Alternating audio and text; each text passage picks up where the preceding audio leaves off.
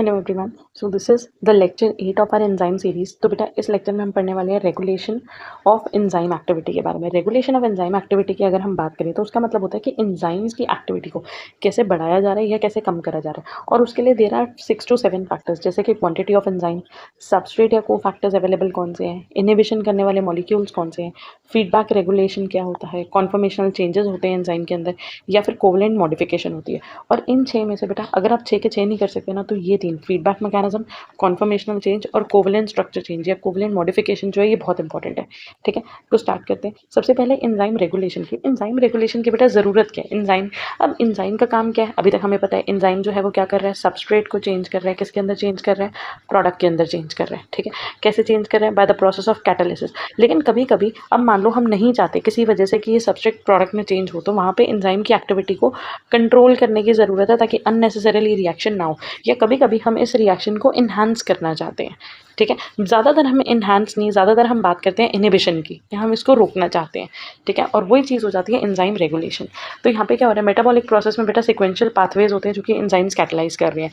Cellular control तभी achieve होगा, cell इन activities पे कंट्रोल तभी कर पाएगा जब उसके पास कोई रेगुलेटरी की होगी जो इन एंजाइम्स को कंट्रोल कर पाएगी। और ये रेगुलेटरी की ना या तो स्टार्टिंग स्टेप पे होती है, या ब्रांचिंग पॉइंट पे होती है, क्रॉसओवर जंक्शन या फिर एंड प्रोडक्ट पे होती है। ठीक है, और सबसे ज़्यादा अब क्या होता है, जो भी बायोकेमिकल प्रोसेस है, बहुत सारे रिएक्शंस है। फॉर एग्जांपल ग्लाइकोलिसिस में 10 to 11 रिएक्शंस है। ठीक है, लेकिन जो ज़्यादातर एंजाइम्स को हम कंट्रोल कर सकते हैं वो कंट्रोल कर सकते हैं उसके स्लोएस्ट रिएक्शन पे।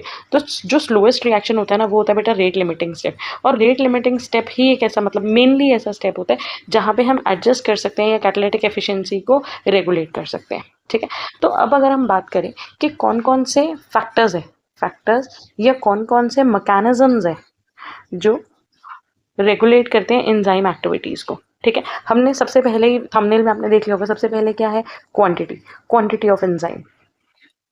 ठीक है, जब हम बात कर रहे हैं ना बेटा क्वांटिटी ऑफ एंजाइम की, इसका मतलब ये है अगर मैं एंजाइम की क्वांटिटी को इंक्रीज कर दूं तो उससे जो मेरा रेट ऑफ रिएक्शन है वो इंक्रीज हो जाएगा।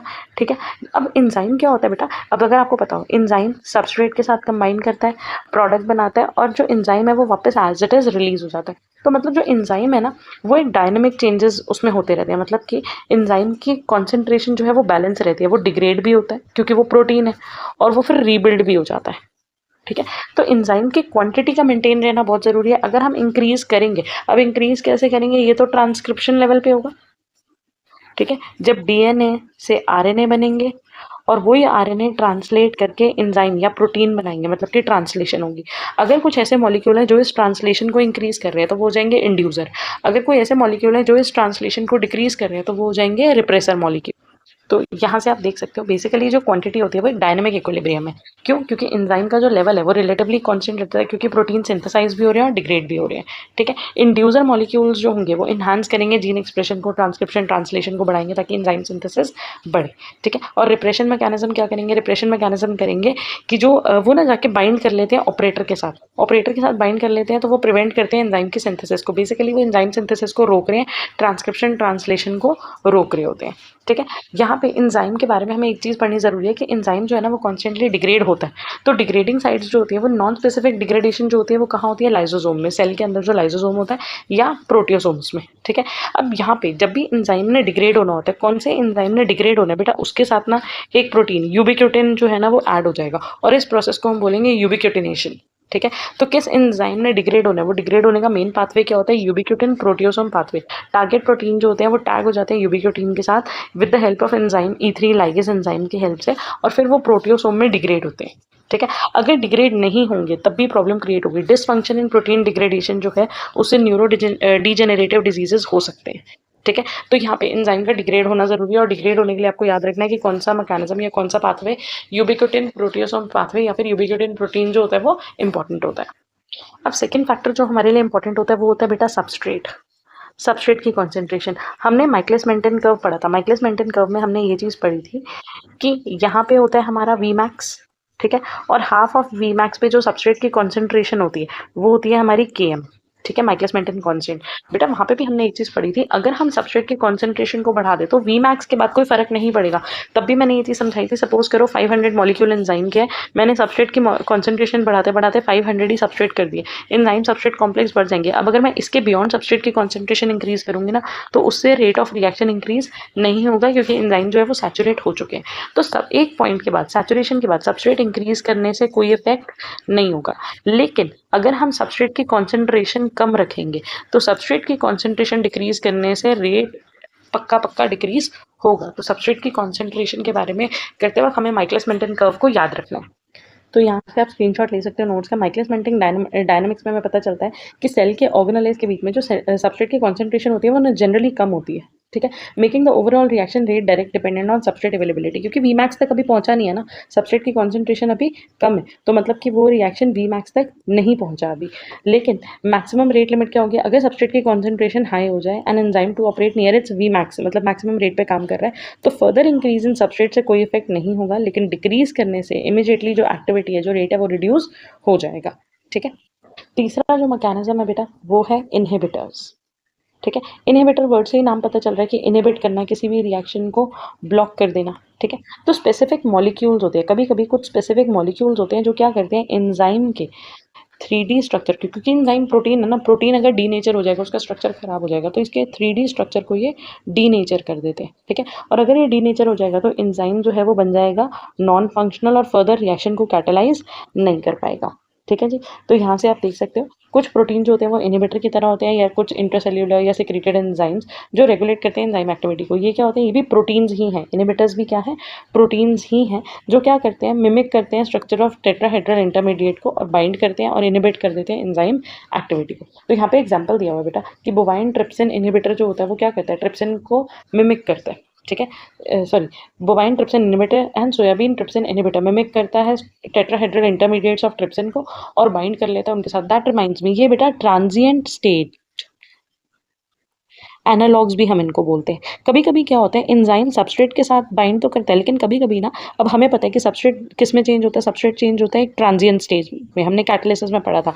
एंजाइम ना इस ट्रांजिएंट स्टेट के साथ बाइंड करता है, तो कुछ मॉलिक्यूल्स जो ट्रांजिएंट स्टेट को मिमिक कर रहे होते हैं, एंजाइम जाके उनके साथ बाइंड कर देगा। अब ये तो ट्रांजिएंट स्टेट नहीं है, ट्रांजिएंट स्टेट को मिमिक करने वाले मॉलिक्यूल थे, तो ये प्रोडक्ट में कन्वर्ट हो ही नहीं सकते, और यहीं पर ये रिएक्शन जो है वो इनहिबिट हो जाएगा, ठीक है।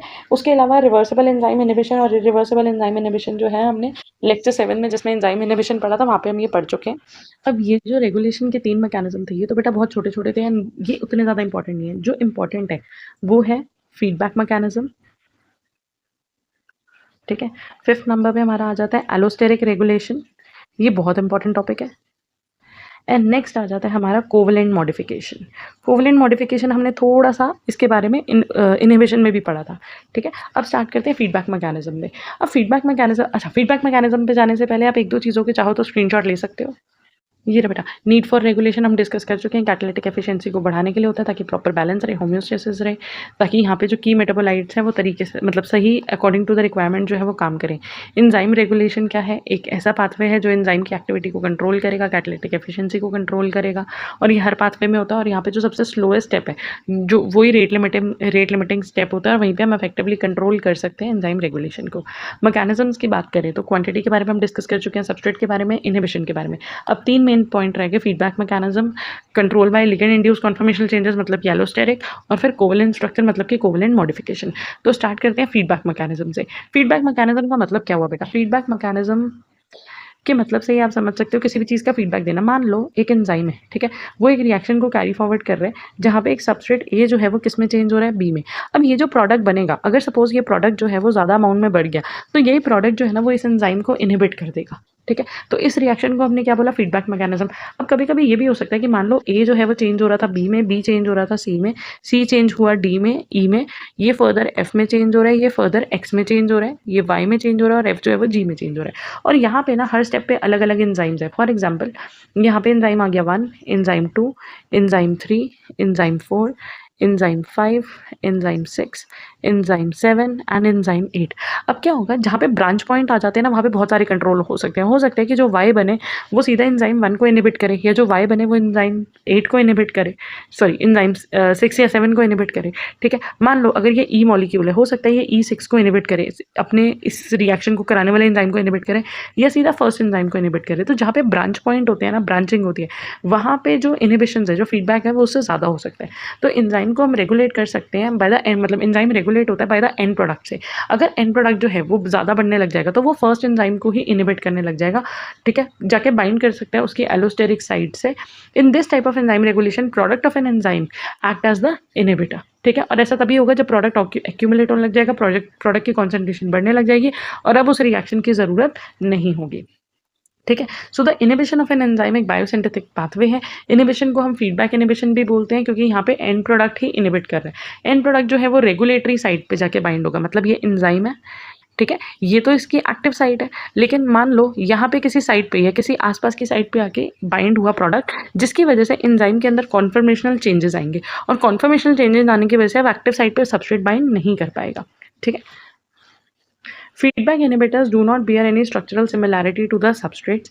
अब यहाँ पे जो अब हमने कहा कि जो सबस्ट्रेट है ना, ये जो प्रोडक्ट है, ये प्रोडक्ट आके किससे बाइंड हो रहा है, एंजाइम से बाइंड हो रहा है। जो प्रोडक्ट बना वो किससे बाइंड कर रहा है, एंजाइम से बाइंड कर रहा है। पर बेटा वो एंजाइम की एक्टिव साइट से बाइंड नहीं कर रहा, तो वो सबस्ट्रेट से बिल्कुल भी रिलेटेड नहीं है, उसकी कोई सिमिलैरिटी सबस्ट्रेट के साथ नहीं है। The kinetics of feedback inhibition, जो इसका काइनेटिक्स होता है, हमने एंजाइम काइनेटिक पढ़ा था, ये जो इनिबिशन होता है ये कॉम्पिटिटिव भी हो सकता है, नॉन कॉम्पिटिटिव भी हो सकता है, अनकॉम्पिटिटिव भी हो सकता है।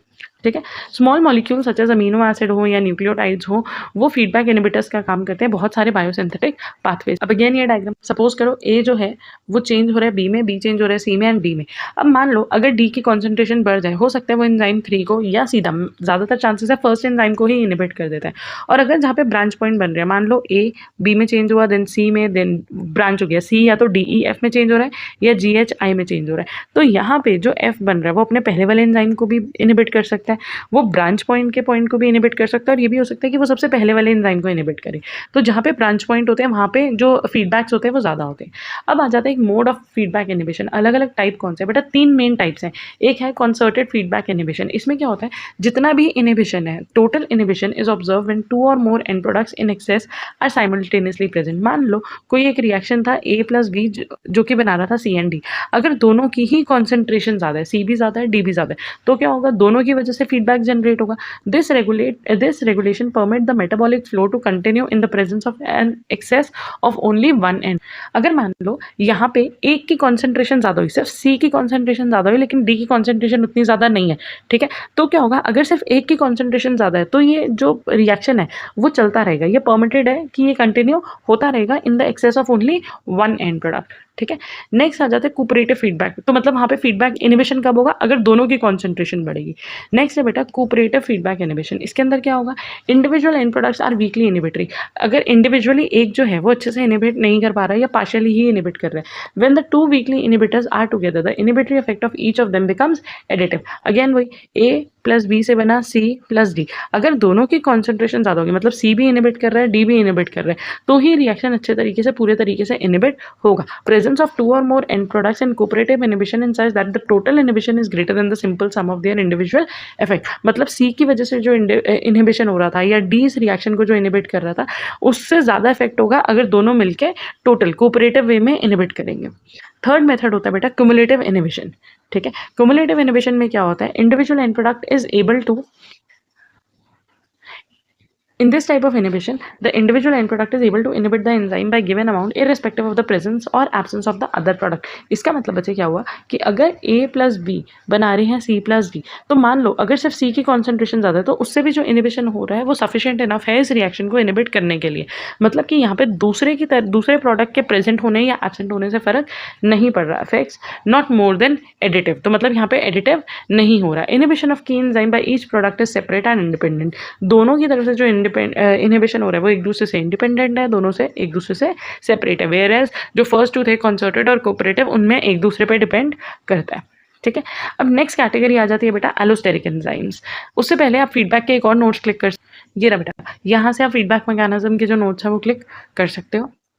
इनहिबिशन के टॉपिक जब हमने पढ़ा था तभी मैंने आपको बताया था कि एक एलोस्टेरिक मेथड होता है, बट वो हमने यहाँ नहीं पढ़ा था, मैंने बोला था हम रेगुलेशन में पढ़ेंगे।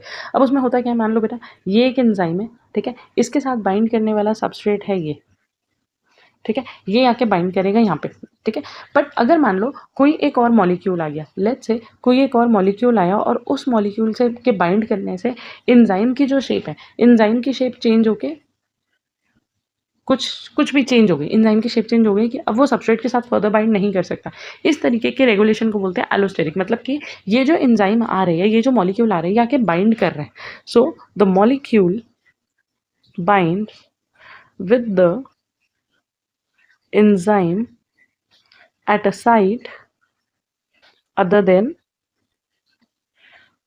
एक्टिव साइट, मतलब कि वो एक्टिव साइट पे आके बाइंड नहीं करा, लेकिन वो एक रेगुलेटरी साइट पे आके बाइंड करा। और ऐसा कहाँ हो सकता है, जहाँ पे मल्टी एंजाइम कॉम्प्लेक्स होते हैं, जहाँ पे जो एंजाइम होता है ना वो एक से ज़्यादा यूनिट से बना हुआ होता है, ठीक है।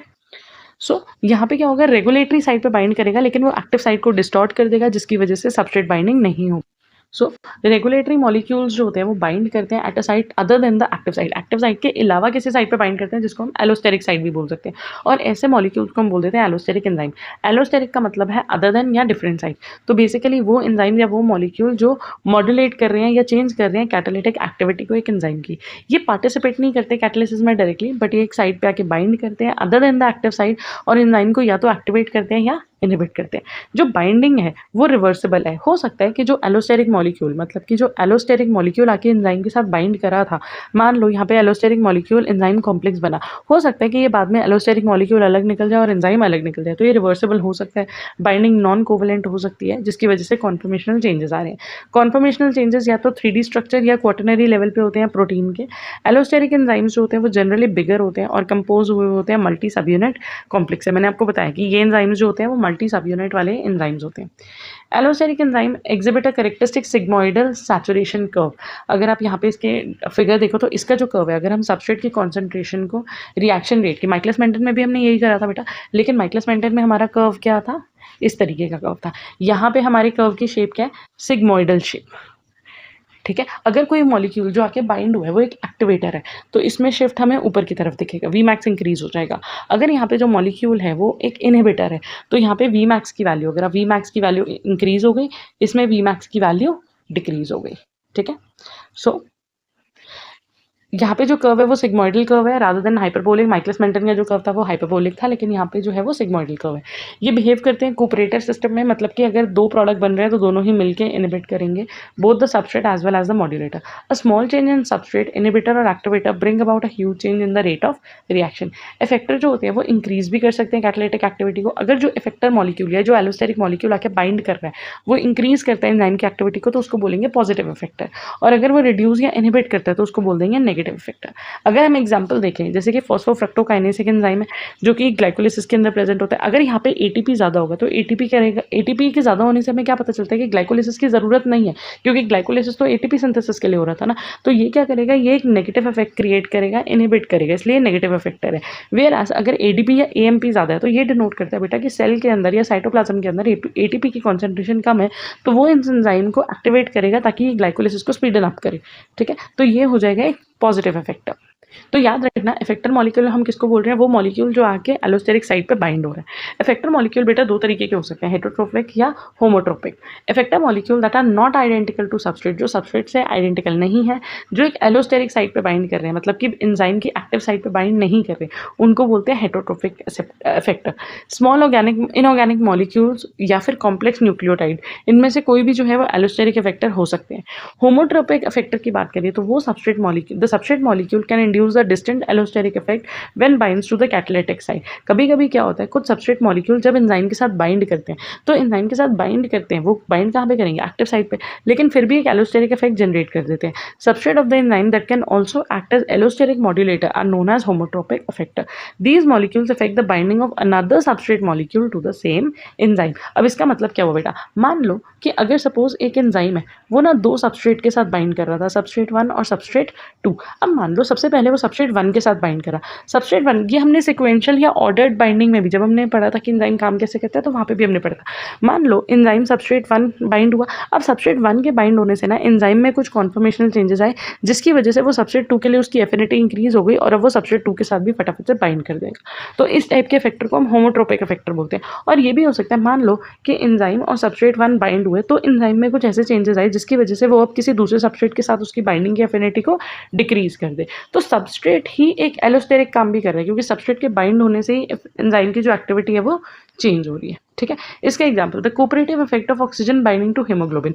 अब हीमोग्लोबिन के साथ एक 1 मॉलिक्यूल ऑफ हीमोग्लोबिन जो होता है बेटा वो 4 मॉलिक्यूल ऑफ ऑक्सीजन के साथ बाइंड करता है, लेकिन ये चारों मॉलिक्यूल ऑफ ऑक्सीजन एक साथ तो नहीं बाइंड कर रहे, एक एक करके सिक्वेंशियली बाइंड कर रहे हैं। ऑक्सीजन मॉलिक्यूल जो होते हैं वो सिक्वेंशियली बाइंड करते हैं and more tightly than the previous bound molecule to haemoglobin. क्यों? क्योंकि जब हीमोग्लोबिन के साथ एक ऑक्सीजन बाइंड कर जाता है तो बाइंड करने के बाद वो उसकी जो एफिनिटी है दूसरे ऑक्सीजन के लिए वो और ज़्यादा बढ़ा देता है। सिमिलरली नेक्स्ट ऑक्सीजन की एफिनिटी बढ़ा देता है। So the progressive binding of oxygen to the haemoglobin brings about conformational changes और एक सिग्मोइडल काइनेटिक्स जो है वो डेवलप होती है जिससे जो रेट है वो इंक्रीज होने लग जाता है। The binding of hormone to cell surface causes alteration in the enzyme activity in the target cell by inducing the release or synthesis of specific effector molecules are known as secondary messenger.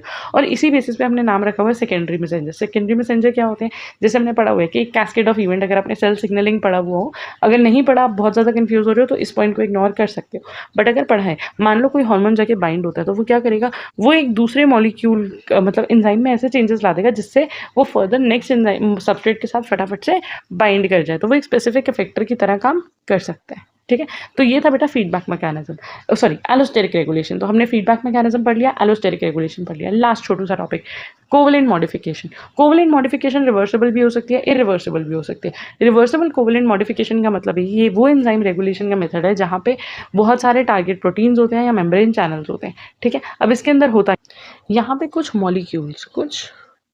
Molecule मान लो जाके enzyme के साथ bind करें। अब enzyme क्या है? Enzyme है बेटा प्रोटीन।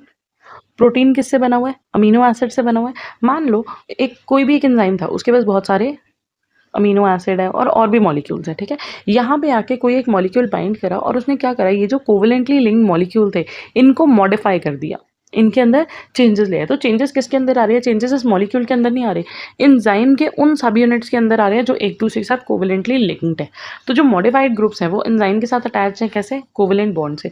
और क्योंकि कोवलेंट बॉन्ड से जो मॉलिक्यूल्स अटैच थे उनमें मॉडिफिकेशन हो रही है तो इसीलिए हमने इसको नाम दे दिया कोवलेंट मॉडिफिकेशन। ये एक्टिवेट कर देता है कुछ एंजाइम को और कभी कभी इनएक्टिवेट भी कर सकता है। ज़्यादातर जो कोवलेंट मॉडिफिकेशंस होती हैं वो रिवर्सिबल होती है, मतलब कि बेटा जब ये मॉलिक्यूल एंजाइम से डिटैच होगा तो जो भी एंजाइम के अंदर मॉडिफिकेशन थी वो वापस रिवर्स हो जाएगी। और ज़्यादा जो सबसे कॉमन एग्जांपल इस टाइप के हमें देखने के लिए मिलते हैं वो कौन से रिएक्शंस होते हैं? फॉस्फोराइलेशन या डीफॉस्फोराइलेशन, मतलब कि फॉस्फेट ग्रुप का ऐड होना या फॉस्फेट ग्रुप का रिमूव होना are the most common but not only the means of covalent modification. इसके अलावा भी और एग्जाम्पल्स होते हैं। ठीक है, एंजाइम रेगुलेशन बाय फॉस्फोराइलेशन या डीफॉस्फोराइलेशन जो होता है वो सेल सिग्नलिंग में बहुत इंपॉर्टेंट होता है क्योंकि साइक्लिक एएमपी या जितने भी जीपीसीआरस होते हैं उनके अंदर कैस्केड ऑफ फॉस्फोराइलेशन ही चल रहे होते हैं। It allows the cell to respond a signal. Cell signalling के अंदर एक मॉलिक्यूल जो है वो फॉस्फेट ट्रांसफर करेगा, वो सेकंड से थर्ड पे ट्रांसफर होगा, थर्ड से फोर्थ पे, और ये एक चेन चलती है। फॉस्फोराइलेशन कैस्केड जो होता है वो सिलेक्टिव होता है, सोफिस्टिकेटेड होता है, मतलब एक प्रॉपर एक मैकेनिज्म होता है। Seryl, threonyl, tyrosyl residues on the regulatory enzyme are phosphorylated. तो बेटा अमीनो एसिड के सिराइल, थेराइल, ट्रायोसाइल जो रेसिड्यूज होते हैं वहाँ पे ज़्यादातर फॉस्फोराइलेशन होती है through protein kinesis enzymes. The very nature of protein folding determine whether protein kinase has access to substrate undergoing phosphorylation. The removal of phosphoryl group is catalyzed by protein phosphatases. हमने कहा ये process जो होता है वो reversible होता है, तो अगर प्रोटीन ऐड हो रहा है तो एंजाइम कौन सा होगा? सॉरी, फॉस्फोराइल ग्रुप ऐड हो रहा है, फॉस्फोराइलेशन हो रही है तो एंजाइम होगा प्रोटीन काइनेसिस। लेकिन अगर डीफॉस्फोराइलेशन हो रही है तो होते हैं protein फॉस्फेटेसेस। Mammalian cell possess many phosphorylated protein and several protein kinases and phosphatases जो catalyze करते हैं their interconversion, मतलब phosphorylate करना या dephosphorylate करना। ठीक है, तो बेसिकली जब किसी अमीनो एसिड को phosphorylate करेंगे या dephosphorylate करेंगे तो वो प्रोसेस क्या हो जाएगा? Covalent modification. ठीक है, और वो रिवर्सिबल है। अब उसके अलावा आ जाती है irreversible covalent modification. Irreversible covalent modification के अंदर क्या होगा कि एंजाइम के कुछ अमीनो एसिड्स को मॉडिफाई कर दिया और अब वो रिवर्सिबल चेंज नहीं है। ऐसा ज़्यादातर होता है बेटा इनएक्टिव फॉर्म ऑफ एंजाइम के साथ। जैसे कुछ एंजाइम्स जो होते हैं वो इनएक्टिव फॉर्म में रिलीज होते हैं, फॉर एग्जाम्पल हमारे डाइजेस्टिव एंजाइम, और ऐसे इनएक्टिव फॉर्म को हम बोलते हैं ज़ाइमोजेंस। इनका फ़ायदा क्या होता है बेटा, फॉर एग्जाम्पल अगर हम एक एंजाइम ले लेते हैं हमारे स्टमक के अंदर, फिजियोलॉजी आप सबने पढ़ी होगी, आपको पता होगा कि एक एंजाइम होता है पेप्सिन, जो हमारे स्टमक में फूड में प्रोटीन को डाइजेस्ट करता है। लेकिन बेटा जब ये पेप्सिन रिलीज होता है तो ओरिजिनल फॉर्म में ये पहले होता है पेप्सिनोजन, इनएक्टिव फॉर्म। इसका फ़ायदा क्या है, इसका फ़ायदा ये है कि जब तक ये फूड को, जब तक ये एक्टिवेट नहीं हो रहा, ये अननेसेसरी सेल की या इधर उधर हमारी बॉडी के टिश्यूज़ में अननेसेसरी डाइजेशन ना करे, तो इसीलिए ये वाले एंजाइम्स इनएक्टिव फॉर्म में रिलीज होते हैं। So proenzymes help the protein to be transported या स्टोर्ड इन अनएक्टिव फॉर्म जब तक वो एक्टिव फॉर्म में कन्वर्ट नहीं हो रहे। अब यहाँ पे पेप्सिनोजन है, उसी तरह ट्रिप्सिन जो होता है वो सिंथेसाइज होता है ट्रिप्सिनोजन की फॉर्म में। प्रो कार्बोक्सी पेप्सिडेज जो है वो एक जाइमोजन है, प्रिकर्सर है किसका, कार्बोक्सी पेप्सिडेज का। ये जाइमोजन जो है वो एक्टिव होंगे अपनी एक्टिव फॉर्म में, उसके लिए उनको कुछ ना कुछ मॉलिक्यूल चाहिए। फॉर एग्जांपल पेप्सिनोजन को एसिडिक मीडियम चाहिए तो पीएच में ड्रॉप चाहिए, ट्रिप्सिनोजन को पीएच अल्कलाइन चाहिए तो वहाँ पीएच में चेंज चाहिए। जाइमोजन्स में क्या होता है, जाइमोजन का मतलब कि ये इनएक्टिव जो एंजाइम्स हैं, ठीक है। Zymogen possesses N terminal extension of mature enzyme that prevents access of substrate to the active site. मतलब कि जो इनका एन टर्मिनल होता है ना, वहाँ पे क्या होता है, एक्सटेंशन होती है। और यही एन टर्मिनल जो होता है ना, वही बेटा होता है जहाँ पे एक्टिव साइट होगी, जहाँ पे आके सबस्ट्रेट या सीक्वेंस जो है, सबस्ट्रेट जो है वो बाइंड होगा, ठीक है। एक्टिवेशन सेगमेंट कभी भी हमें सी टर्मिनल पे नहीं मिलेगा, हमेशा कहाँ पे मिलेगा, N terminal. So these are few more notes of reversible covalent modification. आप इनका स्क्रीनशॉट ले सकते हो जहाँ पे और भी एग्जाम्पल लिस्ट अप करे हुए हैं। And next is irreversible covalent modification, जिसमें हमने कहा पेप्सिनोजन पेप्सिन में, ट्रिप्सिनोजन ट्रिप्सिन में। उसी तरह जाइमोजेंस जो होते हैं वो बेसिकली एक्टिव हो जाते हैं। So with this we are done with enzyme regulation. Thank you for watching and all the best.